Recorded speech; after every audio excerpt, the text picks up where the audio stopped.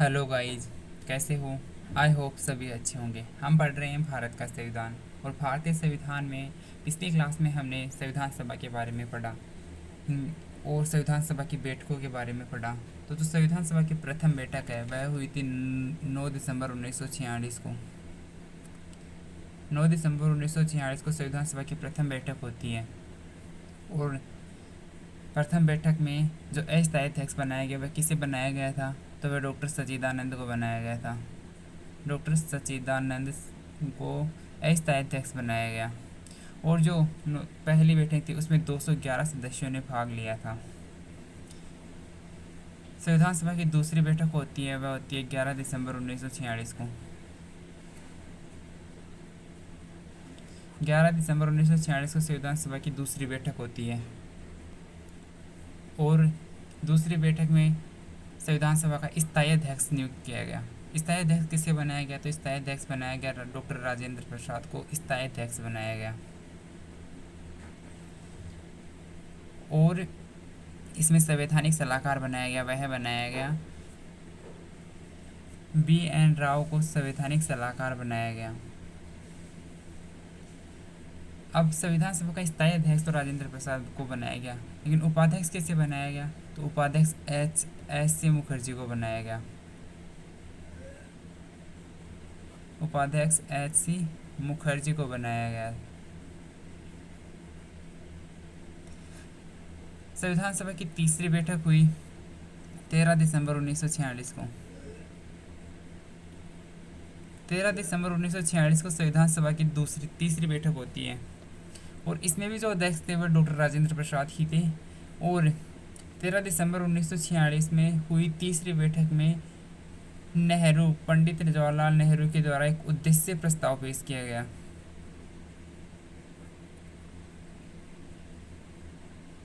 जो जिसे स्वीकृति कब मिली? तो जो ये उद्देश्य प्रस्ताव है उसे 22 जनवरी 1947 को स्वीकृति मिली। 22 जनवरी 1947 को उद्देश्य प्रस्ताव को स्वीकृति मिलती है। और जो ये उद्देश्य प्रस्ताव है इसी का संशोधित रूप वर्तमान का संविधान है। प्रस्तावना इसी उद्देश्य प्रस्ताव का संशोधित रूप है। इसी कारण प्रस्तावना को उद्देश्य का भी कहा जाता है। उद्देश्य का भी कहा जाता है। तो जो आज हम पढ़ेंगे, और हमने बात की थी संविधान सभा की अंतिम बैठक। तो संविधान सभा की अंतिम बैठक कब हुई?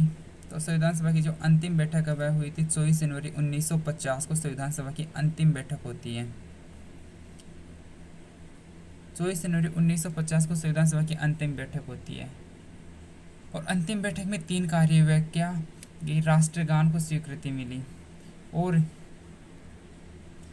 तो राष्ट्रीय गान को स्वीकृति कब मिली? राष्ट्रीय गान है वह भारतीय संविधान सभा द्वारा अपनाया गया। कब? तो वह अपनाया गया 26 जनवरी 1950 को। 26 जनवरी 1950 को राष्ट्रीय गान अपनाया जाता है। राष्ट्रीय गीत अपनाया जाता है, वह अपनाया जाता है 24 जनवरी 1950 को। अगर हम बात करें कि भारतीय संविधान सभा ने जो राष्ट्रीय ध्वज है वह कब अपनाया, तो भारतीय संविधान सभा द्वारा राष्ट्रीय ध्वज को अपनाया गया। राष्ट्रीय ध्वज को कब अपनाया गया? तो राष्ट्रीय ध्वज को अपनाया गया 22 जुलाई 1947 को। 22 जुलाई 1947 को भारतीय राष्ट्रीय ध्वज को अपनाया गया संविधान सभा के द्वारा। राष्ट्रीय गान को कब अपनाया गया? 26 जनवरी 1950 को। राष्ट्रीय गीत को 24 जनवरी 1950 को। और राष्ट्रीय ध्वज को 22 जुलाई 1947 को अपनाया गया।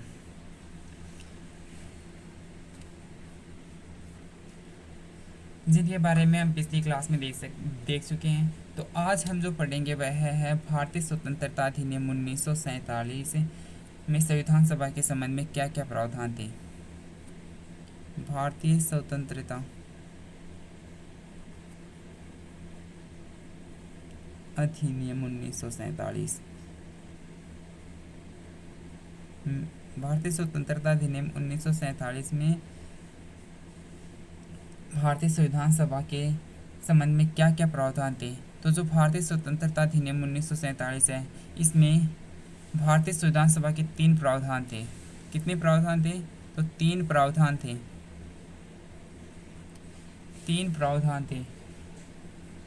तो ये तीन प्रावधान कौन कौन से थे? तो जो पहला प्रावधान है वह है कि संविधान सभा को संप्रभु निकाय घोषित किया जाए। जो भारतीय संविधान सभा है उसको संप्रभु निकाय घोषित किया जाए, मतलब संप्रभु यानी पूर्ण रूप से स्वतंत्र, कि ये किसी के ऊपर डिपेंडेंट नहीं होनी चाहिए, पूर्ण रूप से स्वतंत्र होनी चाहिए। संप्रभु में पूर्ण स्वतंत्रता।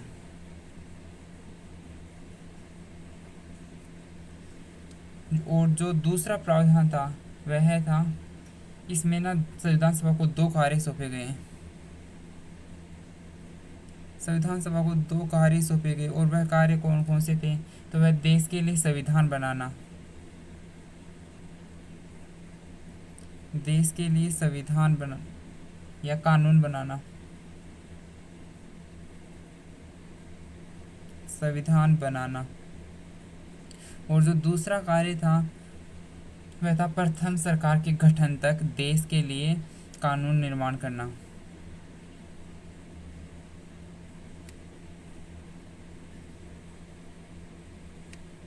प्रथम सरकार के गठन तक कानून निर्माण करना। और जो भारत संविधान सभा उसे तीसरा कार्य जो सौंपा गया वह था माउंटबेटन योजना के तहत अलग हुए, माउंटबेटन योजना के तहत, माउंटबेटन योजना के तहत अलग हुए सदस्य पाकिस्तान की संविधान सभा में शामिल हो सकते थे। कि माउंटबेटन जो योजना है इसके तहत अलग हुए सदस्य पाकिस्तान की संविधान सभा में शामिल हो सकते थे। पाकिस्तान की संविधान सभा में शामिल हो सकते थे।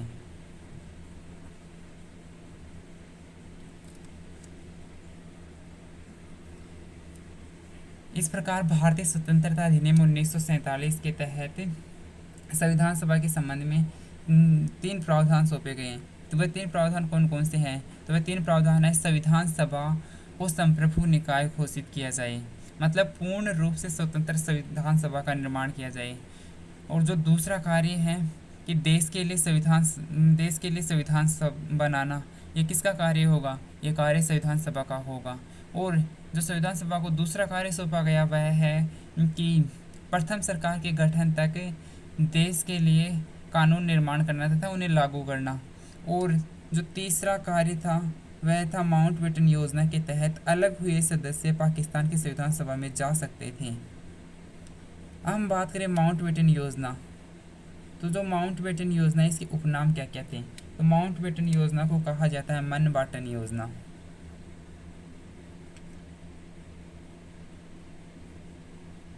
मनबाटन योजना, इसका एक नाम और है वह है जून प्लान। एक नाम है इसका Dickie Bird Plan. Dickie Bird Plan. तो माउंटबेटन योजना के नाम कौन कौन से हैं? उपनाम मनबाटन योजना, जून प्लान और डिकी बर्थ प्लान। अब आगे बात करें कि जो माउंटबेटन योजना है इसकी घोषणा कब की गई? तो जो माउंटबेटन योजना है इसकी घोषणा की गई 3 जून 1947 को। 3 जून 1947 को माउंटबेटन योजना की घोषणा की जाती है। किसके द्वारा? लॉर्ड माउंटबेटन के द्वारा। और इसे ब्रिटिश संसद में पेश किया गया। ब्रिटिश संसद में पेश किया गया। कब किया गया? तो वह किया गया 4 जुलाई 1947 को ब्रिटिश संसद में पेश किया गया। 4 जुलाई 1947 को ब्रिटिश संसद में पेश किया जाता है। माउंटबेटन योजना की घोषणा की जाती है कब? 3 जून 1947 को। और इसे ब्रिटिश संसद में पेश किया जाता है 4 जुलाई 1947 को। और इसे पारित कब किया जाता है? तो जो माउंटबेटन योजना है इसको पारित किया जाता है 18 जुलाई 1947 को। 18 जुलाई 1947 को पारित कर दिया जाता है। अब इसके तहत क्या होता है, जो माउंटबेटन योजना है इसके तहत भारत का विभाजन होता है। भारत का विभाजन होता है कब? 14 अगस्त 1947 को। और पाकिस्तान का गठन होता है। पाकिस्तान का गठन 14 अगस्त 1947 को पाकिस्तान का गठन होता है और भारत का विभाजन होता है। और इसी के तहत भारत को स्वतंत्रता भी मिलती है। भारत को स्वतंत्रता कब मिली? तो वह मिली 15 अगस्त 1947 को। किस योजना के तहत? तो माउंटबेटन योजना के तहत 15 अगस्त 1947 को भारत को स्वतंत्रता मिलती है, आज़ादी मिलती है। अब आगे देखें, इस प्रकार भारत का विभाजन होता है और पाकिस्तान का गठन होता है और दो नए राष्ट्र बन जाते हैं, भारत और पाकिस्तान। अगर हम बात करें कि जो बांग्लादेश है वह भारत से कब अलग हुआ,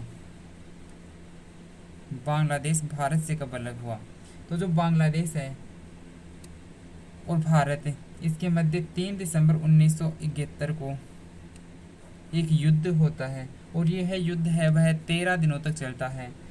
13 दिन तक ये युद्ध चलता है। कब तक? 13 दिन तक। 16 दिसंबर 1947 को यह युद्ध समाप्त होता है और इसी युद्ध के तहत बांग्लादेश एक अलग राष्ट्र बन जाता है, एक मुस्लिम राष्ट्र बन जाता है। 16 दिसंबर 1971 को भारत से बांग्लादेश को पृथक कर दिया जाता है। तो हमने देखा कि भारतीय स्वतंत्रता अधिनियम 1947 में संविधान सभा के संबंध में क्या क्या प्रावधान थे। तो इसमें 3 प्रावधान बताए गए हैं। वह है संविधान सभा को एक संप्रभु निकाय घोषित किया जाए या संप्रभु निकाय बनाया जाए, मतलब पूर्ण रूप से स्वतंत्र बनाया जाए। संविधान सभा के 2 कार्य सौंपे गए हैं, वह है देश के लिए संविधान बनाना और प्रथम सरकार के गठन तक कानूनों का निर्माण करना।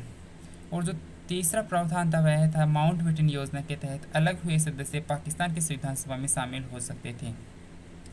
माउंटबेटन योजना के उपनाम के बारे में बात करें तो माउंटबेटन योजना का उपनाम कौन कौन से? तो वह है मन बाटन योजना, जून प्लान और डिक्की व्रत प्लान। माउंटबेटन योजना की घोषणा की गई कब? 3 जून 1947 को माउंटबेटन योजना की घोषणा की गई और इसे ब्रिटिश संसद में पेश किया गया 4 जुलाई 1947 को। तो ब्रिटिश संसद ने इसे स्वीकृति कब प्रदान की? तो जो ब्रिटिश संसद है इसने पारित किया 18 जुलाई 1947 को माउंटबेटन योजना को पारित किया। और जो माउंटबेटन योजना है इसके तहत भारत का तो विभाजन होता है और पाकिस्तान का गठन होता है 14 अगस्त 1947 को और भारत को आज़ादी मिलती है माउंटबेटन योजना के तहत 15 अगस्त 1947 को। अब हम कुछ अन्य तथ्यों के बारे में पढ़ेंगे, अन्य पहलुओं के बारे में पढ़ेंगे जो कि बहुत इम्पोर्टेंट है एग्जाम की दृष्टि से। अब जो है मुस्लिम लीग ने प्रत्यक्ष कार्यवाही दिवस मनाया। कब मनाया मुस्लिम लीग ने प्रत्यक्ष कार्यवाही दिवस? प्रत्यक्ष कार्यवाही दिवस या सीधा कार्यवाही दिवस,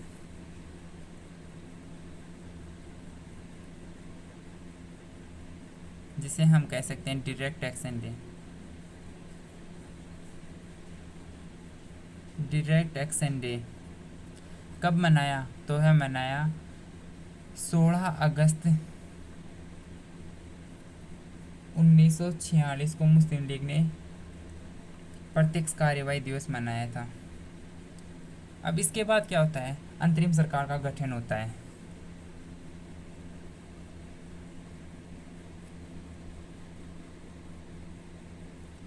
अंतरिम सरकार का गठन कब हुआ?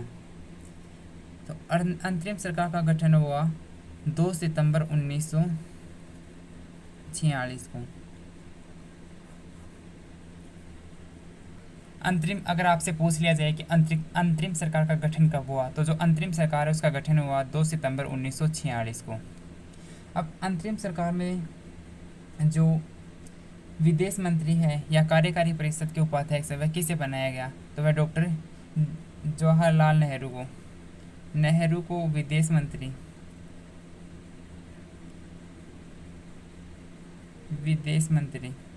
बनाया गया। और जो सूचना एवं प्रसारण मंत्री है और गृह मंत्री हैं गृह मंत्री और सूचना व प्रसारण मंत्री किसको बनाया गया?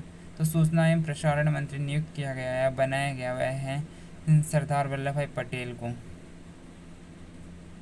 रक्षा मंत्री बनाया गया बलदेव सिंह को, रक्षा मंत्री बनाया गया, बलदेव सिंह को रक्षा मंत्री बनाया गया। अगर हम बात करें तो जो शिक्षा मंत्री है वह श्री राजगोपालाचारी को बनाया गया था अंतरिम मंत्रिमंडल के तहत। और श्रम मंत्री बाबू जगजीवन राम को श्रम मंत्री बनाया गया। अब हम बात करें कि जो मुस्लिम लीग है वह अंतरिम सरकार में कब शामिल हुआ? तो जो मुस्लिम लीग है वह अंतरिम सरकार का सदस्य बना, वह 4 सदस्यों के साथ मुस्लिम लीग में शामिल होता है। 5 सदस्यों के साथ मुस्लिम लीग अंतरिम सरकार में शामिल होता है। मुस्लिम लीग शामिल होता है कब? 5 सदस्यों के साथ।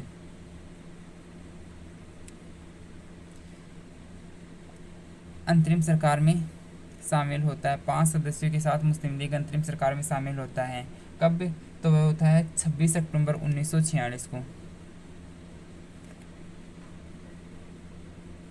26 अक्टूबर 1946 को मुस्लिम लीग है वह अंतरिम सरकार में शामिल होता है। अब ये 5 सदस्य कौन कौन से हैं? तो ये 5 सदस्य हैं लियाकत अली खां,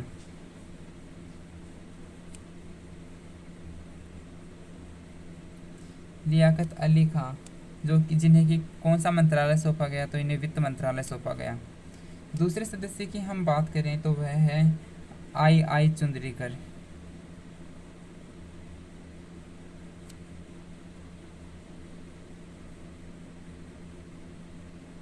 इन्हें वाणिज्य मंत्रालय सौंपा गया था।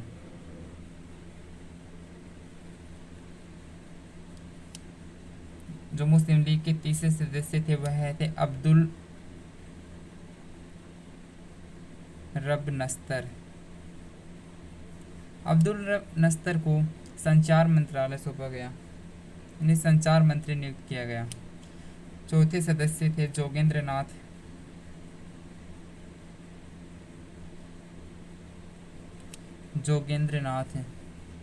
और जोगेंद्र नाथ को कानून मंत्री बनाया गया, कानून मंत्री या विधि मंत्री बनाया गया।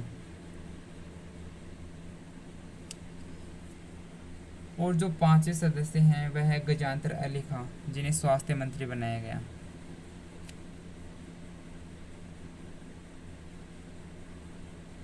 गजांतर अली जिन्हें कौन सा मंत्रालय सौंपा गया? तो इन्हें स्वास्थ्य मंत्रालय सौंपा गया। ठीक है। अगर आपसे पूछ लिया जाए कि अंतरिम सरकार का गठन कब किया गया, तो अंतरिम सरकार का गठन किया गया 2 सितंबर 1946 को। और अंतरिम सरकार में मुस्लिम लीग कब शामिल हुआ? तो जो मुस्लिम लीग है वह शामिल हुआ 26 अक्टूबर 1946 को। कितने सदस्यों के साथ? तो वह 5 सदस्यों के साथ मुस्लिम लीग है अंतरिम सरकार में शामिल होता है। इसी क्रम में अगर हम बात करें स्वतंत्र भारत के प्रथम मंत्रिमंडल की, स्वतंत्र भारत का प्रथम मंत्रिमंडल,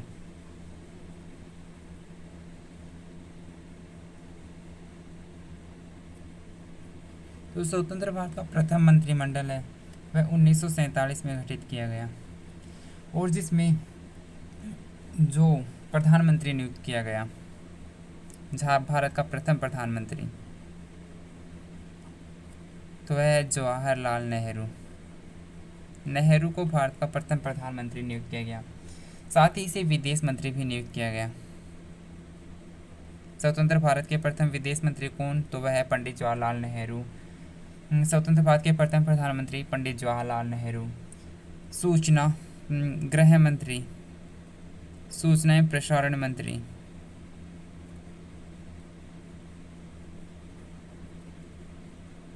वह किसे बनाया गया? गृह मंत्री सरदार वल्लभ भाई पटेल को। सूचना एवं प्रसारण मंत्री किसे बनाया गया? सरदार वल्लभ भाई पटेल को। अगर हम बात करें खाद्य एवं कृषि मंत्रालय किसे सौंपा गया? स्वतंत्र भारत के प्रथम कृषि एवं खाद्य मंत्रालय है वह किसे सौंपा गया? तो वह सौंपा गया राजेंद्र प्रसाद को। डॉक्टर राजेंद्र प्रसाद को कृषि एवं खाद्य मंत्रालय सौंपा गया। अगर हम बात करें डॉक्टर राजेंद्र प्रसाद की, तो डॉक्टर राजेंद्र प्रसाद है, इनका जो संविधान सभा में पहली बार निर्वाचन है तो वह बंगाल से होता है।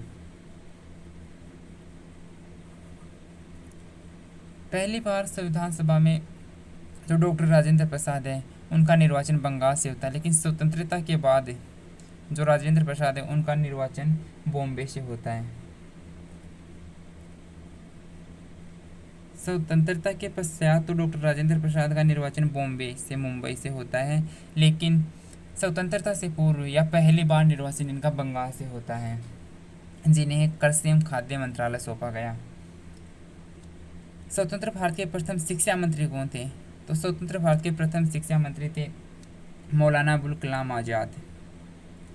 मौलाना अबुल कलाम आज़ाद को भारत के प्रथम शिक्षा मंत्री नियुक्त किया गया।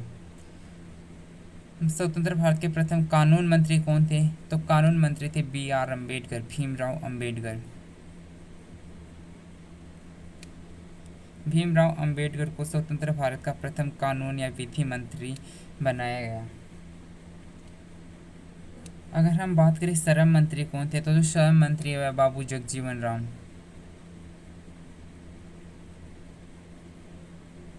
बाबू जगजीवन राम को स्वतंत्र भारत का प्रथम श्रम मंत्री नियुक्त किया गया। स्वास्थ्य मंत्री किसे बनाया गया? जो स्वास्थ्य मंत्री तो है बनाया गया राजकुमारी अमृता कौर को।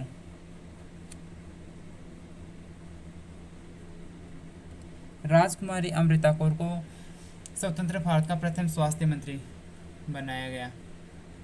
अगर हम बात करें राजकुमारी अमृता कौर की, तो जो राजकुमारी अमृता कौर है ये सबसे लंबी अवधि तक एक ही विभाग संभालने वाली केंद्रीय मंत्री थी। तो सबसे लंबे समय तक केंद्रीय विभाग संभालने वाली मंत्री कौन? तो वह राजकुमारी अमृता कौर एक ही विभाग को संभालती थी, जो कि स्वास्थ्य मंत्रालय। हम बात करें बाबू जगजीवन राम, तो बाबू जगजीवन राम सर्वाधिक समय तक केंद्रीय मंत्रिमंडल के सदस्य रहे। तो वह कितने वर्षों तक? 32 वर्षों तक केंद्रीय मंत्रिमंडल के सदस्य रहे बाबू जगजीवन राम। और बाबू जगजीवन राम ही पहले ऐसे व्यक्तित्व है जिन्होंने कि अपने पद से इस्तीफा दिया। संविधान सभा से मंत्रिमंडल से इस्तीफा देने वाले प्रथम व्यक्ति या प्रथम मंत्री, तो अपने पद से इस्तीफा देने वाले प्रथम व्यक्ति कौन? वह बाबू जगजीवन राम। सर्वाधिक लंबे समय तक केंद्रीय मंत्री रहने वाले बाबू जगजीवन राम, इन्होंने 32 वर्षों तक केंद्रीय मंत्री के रूप में कार्य किया, लेकिन एक ही विभाग का कार्यभार संभालने वाली सबसे लंबे समय वाली केंद्रीय मंत्री वह राजकुमारी अमृता कौर है।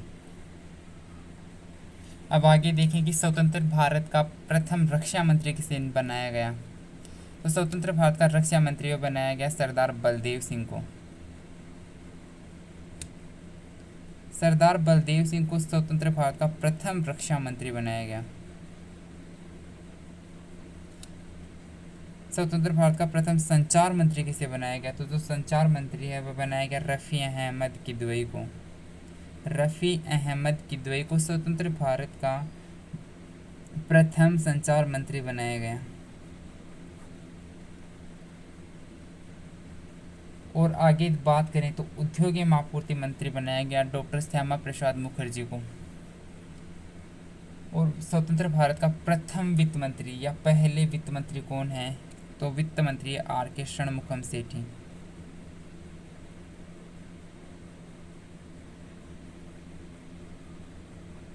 षणमुखम सेठी, R.K. षणमुखम सेठी को प्रथम वित्त मंत्री बनाया गया। इस प्रकार हमने अंतरिम सरकार के गठन के बारे में और स्वतंत्र भारत के प्रथम मंत्रिमंडल के बारे में और अंतरिम मंत्रिमंडल के बारे में पढ़ा। तो अंतरिम सरकार का गठन हुआ 2 सितंबर 1946 को। मुस्लिम लीग इसमें कब शामिल हुआ? तो मुस्लिम लीग 26 अक्टूबर 1946 को अंतरिम सरकार में शामिल होता है। 5 सदस्यों के साथ है मुस्लिम लीग इसमें शामिल होता है। और स्वतंत्र भारत का प्रथम मंत्रिमंडल के बारे में भी हमने पढ़ा। अब जो हम अगली क्लास में हम पढ़ेंगे प्रस्तावना के बारे में या उद्देशिका के बारे में, कि वैसे तो जो भारतीय प्रस्तावना है वह भारतीय लोगों के द्वारा ही निर्मित है, जैसे कि हम भारत के लोग इस संविधान को अंगीकृत, अधिनियमित या आत्मार्पित करते हैं। तो हम हमारी जो अगली चर्चा होगी वह होगी प्रस्तावना को लेकर। प्रस्तावना को कब संविधान में संशोधन हुए, प्रस्तावना में कौन कौन से संशोधन हुए, कौन कौन से शब्द प्रस्तावना में जोड़े गए, प्रस्तावना में कितने शब्द हैं, इनके बारे में जो हमारी अगली चर्चा है वह रहने वाली है। तब तक के लिए bye bye, have a nice day, take care, like, share and subscribe this video as much as possible. Thanks for watching this video.